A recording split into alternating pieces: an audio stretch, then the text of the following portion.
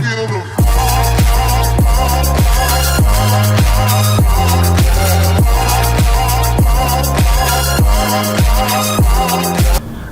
عليكم ورحمة الله وبركاته، مع حلقة جديدة من قناتكم عالم الكمبيوتر والبرامج. الحلقة بتاع النهاردة ديت مهمة جدا للناس اللي بتستخدم الكمبيوتر في الكتابة. ليه؟ ان انا هخليك تستطيع ان انت تكتب على الكمبيوتر بتاعك من غير ما تمد ايدك على لوحة المفاتيح، خليك تكتب بالصوت. يعني انت هتتكلم فالكمبيوتر هو اللي هيقوم بمهمة الكتابة. طيب هنعمل ده مع بعض ازاي؟ تابع الحلقة للنهاية.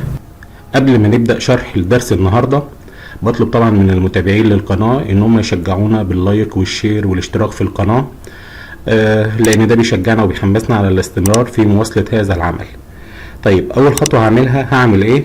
هفتح اللي هو المتصفح بتاع الانترنت واكتب فيه كلمة جوجل دوس واعمل عملية بحث. هيظهر لي في خيارات البحث اللي هو جوجل دوس، هضغط عليه وانتظر لما الصفحة تحمل.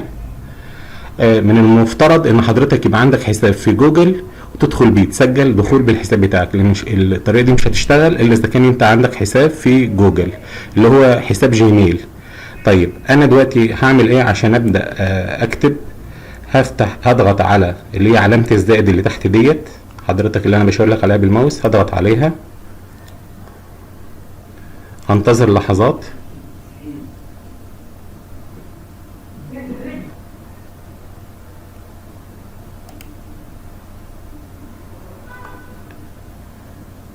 فتحت معايا الصفحة اللي هي بتاع الكتابة. لو انت حضرتك لاحظت هتلاقيها صفحة تقريبا شبيهة بصفحة الوورد اللي انت بتستخدمها في برنامج الاوفيس بالظبط. تلاقي هنا اللي هو الملف، خانة الملف. هنا لو انا عايز اعمل ملف جديد، تمام كده. وفي منه انواع، اللي هو لو انت عايز تعمل جدول بيانات او عرض تقديمي او نموذج، او هتعمل مستند كتابة عادي بالوورد. هنا لو هفتح ملف انا كاتبه قبل كده، هنا ان انا اعمل اتصال بدون انترنت. هنا لو انا هسمي الملف، هنا لو هنشر الملف على اللي هو صفحة ويب، هنا هختار اللغة اللي انا هكتب بيها، يعني اللغة الكتابة اللي انا هكتب بيها ايه. طبعا انا هختار اللي هي اللغة العربية، هفضل ابحث لحد ما اوصل للغة العربية، هختارها احددها. في برضو عندي في خانة الملف حتة برضو مهمة جدا اللي هي خانة الطباعة، لو انا عايز اطبع على طول الملف اللي انا هقوم بكتابته. طيب نيجي عند اللي هو الخانة التانية، في حاجة اسمها تعديل. هنا في اللي هو رجوع او اعادة، لو انا عايز اعمل رجوع عن حاجة انا عملتها. هنا لو انا عايز اخد خيار اللي هو اللصق، هنا لصق بدون تنسيق، هنا اختيار الكل، هنا بحث واستبدال. الخيار اللي بعديه اللي هو عرض، اختار نوع العرض اللي انا هشتغل عليه. هنا ادراج، في طبعا ان انا ممكن اعمل ادراج لصورة او جدول او رسم، تمام. بيانات كتيرة انا هسيبك ان انت تتابعها. هنا في تنسيق، هختار نوع تنسيق. هنا في الادوات، وهنا في الاضافات، وهنا في مساعدة. طيب ازاي بقى انا هشتغل على خاصية الكتابة بالصوت؟ هجيبها منين؟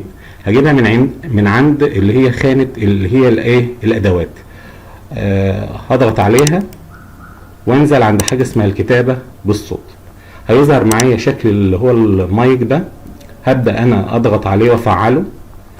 خلي بال حضرتك اول ما تفتح الصفحه ديت وتيجي عند اللي هو المايك وتيجي تفعله، هو بيطلب منك اذن سماح، يعني بيستاذنك ان انت تخلي المايك يسجل الصوت بتاعك. ده الكلام ده لما انت هتكون هتعمله اول مره. طبعا لان انا مفعله قبل كده فهو على طول هيشتغل معايا. انا دلوقتي هقوم بتجربه عمليه لتفعيل المايك والكتابه بالصوت. هنتابع مع بعض وهنشوف ايه اللي هيحصل مع بعض.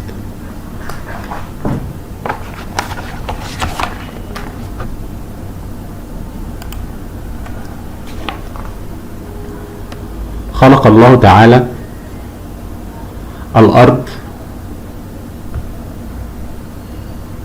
وجعلها مكانا لعيش الكائنات الحية، وجعل فيها العديد من الظواهر الطبيعية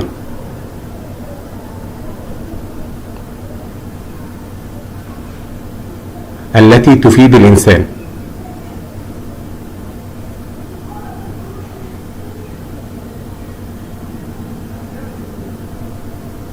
والكائنات الحية.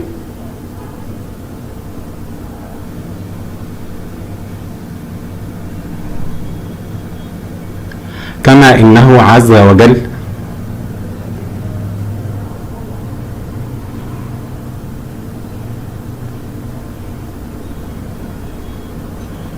ربط الارض مع غيرها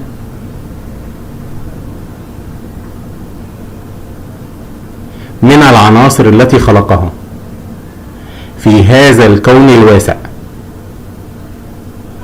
مثل الشمس والقمر، وهذه الظواهر منها ما هو مألوف وما هو غريب مدهش مثير.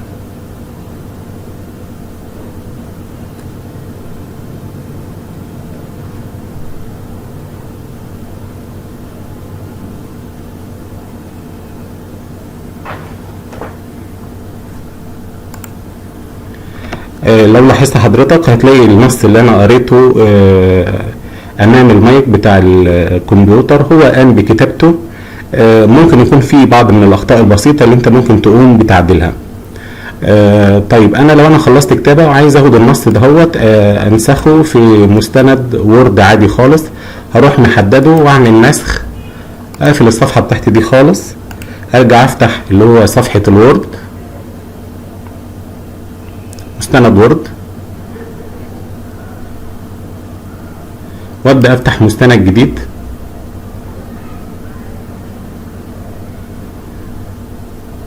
وابدأ اضع النص اللي انا كتبته بصوتي داخل هذا المستند، وابدأ اعدل فيه التعديلات اللي انا عايزها.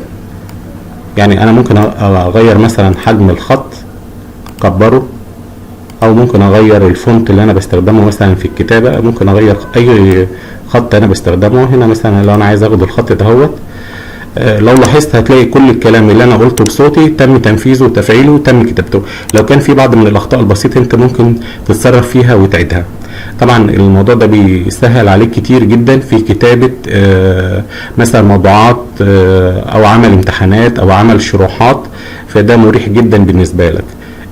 بكده النهاردة يكون الفيديو بتاعنا انتهى. نرجو ان انتوا طبعا تشتركوا في القناة بتاعتنا وتشجعونا بالضغط على زر اللايك وتفعيل زر الجرس. نرجو ان انتوا تكونوا استفدتوا واستمتعتوا بالحلقة بتاع النهاردة، والسلام عليكم ورحمة الله وبركاته.